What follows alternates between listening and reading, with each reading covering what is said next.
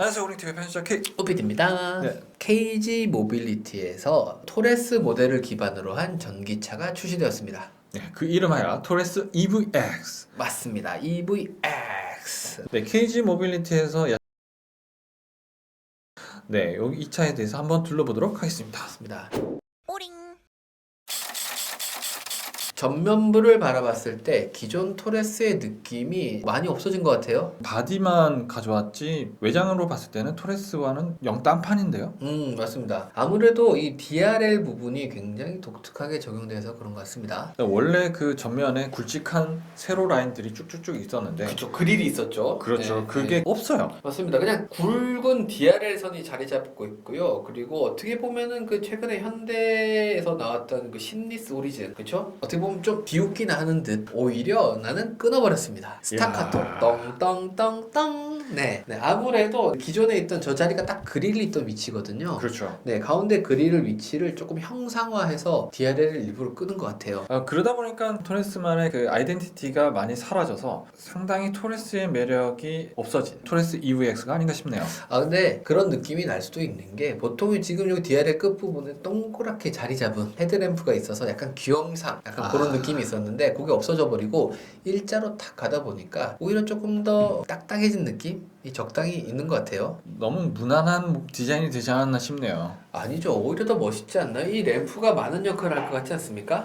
아니요, 별로 많이 안 할 것 같습니다. 네, 이 깜빡이도 보시면 이렇게 순차적으로 들어오는 시퀀스 타입이 적용이 네, 되네요. 적용되어 있고요. 그리고 가운데 이제 점점점 스타카토 DRL을 보시면 화려하게 변신을 합니다. 최근 트렌드를 잘 따라가고 있는 것 같습니다. 네, 그리고 이 차가 전기차라고 느낄 수 있는 부분이 바로 저 그릴이 아닐까 하는데요. 가장 아랫부분에 위치하고 있죠. 네, 이제 보통 전면에 크게 그릴을 자리하고 있어야 되는데 이 차는 아랫부분에 조그맣게 자리하고 있습니다. 헤드램프가 그러고 보니까 좀 아래에 위치하고 있네요. 기존의 저 위치가 아마 안개등이 있었던 것 같은데요. 그렇습니다. 네, 안개등 위치로 헤드램프가 내려왔습니다. 이 부분은 좀 애라지 않나 싶네요. 네, 개인적으로 좀 걱정되는 부분은 저 위치에 그 헤드램프를 장착했을 때 밤에 원하는 만큼 조사가 될지 그렇죠. 네, 조금 궁금하긴 합니다. 원래 토레스가 있던 그 위치 헤드램프가 있는 게 그래도 토레스의 아이덴티티를 살리는데 더 좋았을 것 같은데요. 그 부분은 좀 아쉽습니다. 그리고 또 어떻게 보면 그 토레스의 제가 지금 별명 하나 있죠. 그 빨간 점. 견인할 때 쓰는 그 토잉고리를 연결하는 그 커버가 원래 빨간색으로 하나 마련돼 있어서 그 활용 점정을 찍어주는 느낌이 있었는데 그 부분이 없어졌네요. 데코가 없어졌어요. 맞습니다. 아마 견인이 안 된다는 의미일까요? 네, 그 옆으로 돌아다 보니까 여기에 충전구가 있네요. 네, 전기차 충전구 위치가 굉장히 독특하지 않습니까? 여기 있는 차는 요즘 드물지 않나요? 네, 보통 앞에 있거나 또는 뒤에 있거나 그렇죠. 네, 그렇거든요. 그리고 또 앞에 있는 차들은 좀 사용할 때 좀 전면 주차가 불편하다라고 하시는 분도 많거든요. 그렇죠. 그런데 이 차는 앞바퀴 위 펜더에 위치하고 있습니다. 운전석 쪽에 자리하고 있네요. 주유구는 중간에 얼마든지 중간에 넣을 수 있는 부분이 있는데 이 전기차는 사실 앞으로 넣거나 또는 뒤로 넣거나 해야 편할 것 같거든요. 결국은 집에서 충전해야 되네요. 네, 그런 말일 수도 있을 것 같습니다.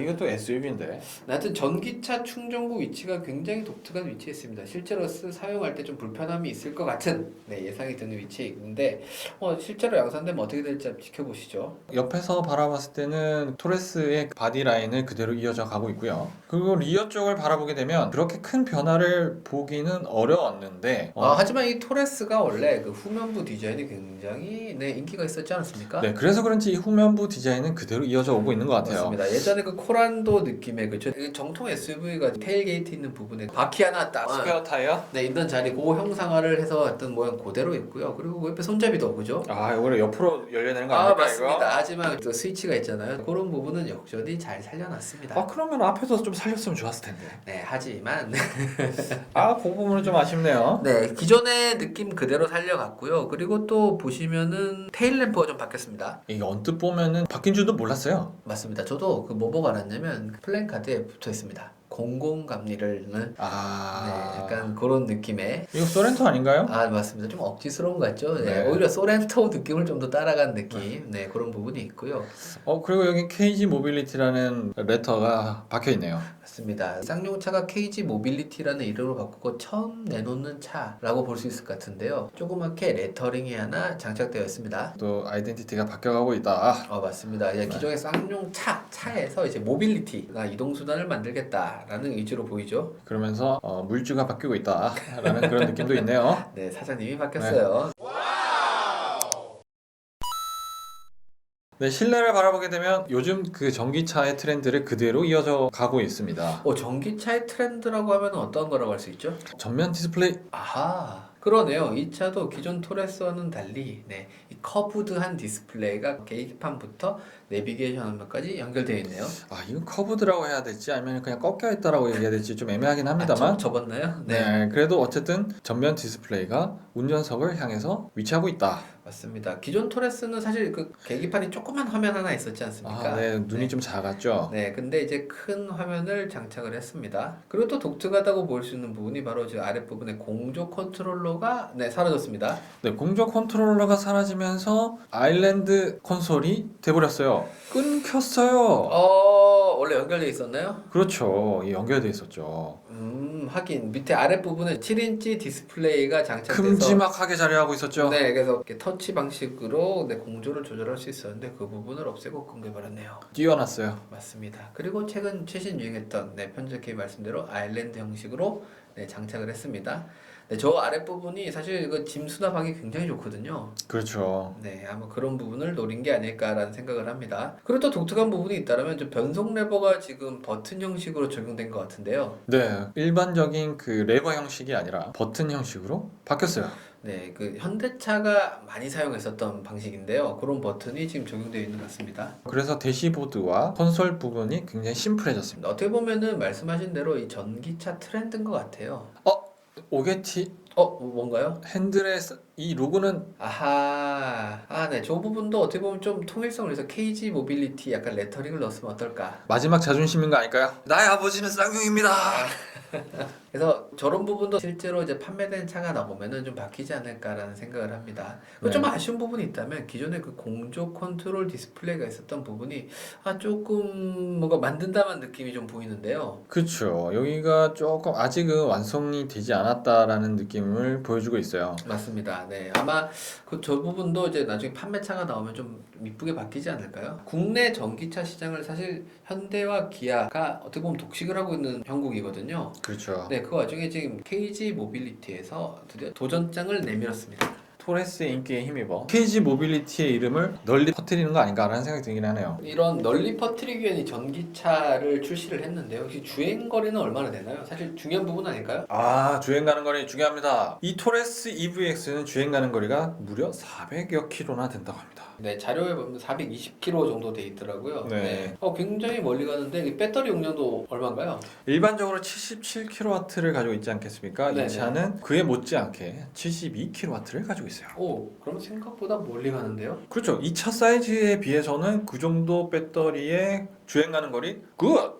그러니까 EVX에 대해서 많은 사람들이 기대를 하고 있는 거 아닐까 그런 생각이 들긴 합니다. 그런데 좀 아까 보니까 좀 아쉬운 부분이 싱글 모터만 들어가는 것 같더라고요. 그만큼 힘이 충분하다. 그런 얘기 아니겠습니까? 네, 150kW급의 싱글 모터만 이제 옵션에 있더라고요. 이 듀얼 모터가 없는 게 조금 아쉽긴 하지만. 아쉽지 않습니다. 근데 어떻게 보면은 SUV는 사실 이 사륜구동의 기본 느낌. 그만큼 싱글이라도 힘이 충분하다.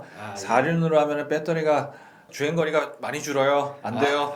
알겠습니다. 주행 거리를 위해서 싱글 모터만 적용되었다. 네. 그러면 사실 가장 중요한 게 가격일 텐데요. 이 가격 경쟁력을 어떻게 확보를 했을까요? 가격 경쟁력은 두 가지 트림을 이제 보여주고 있는데요. 4천 후반대에서 거의 5천만 원 초반까지 거의 5천만 원 정도라고 생각하시면 될 것 같아요. 이 정도 가격이면은 보조금을 받을 수 있어요. 그 보조금을 받게 되면은 한 4천 초반 그 정도의 가격적인 메리트가 있지 않나라는 생각이 드네요.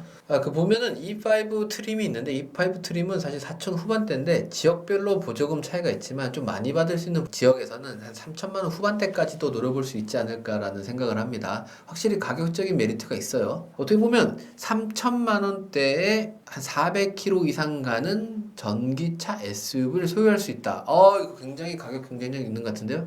이러면은 많이 살 것 같은데.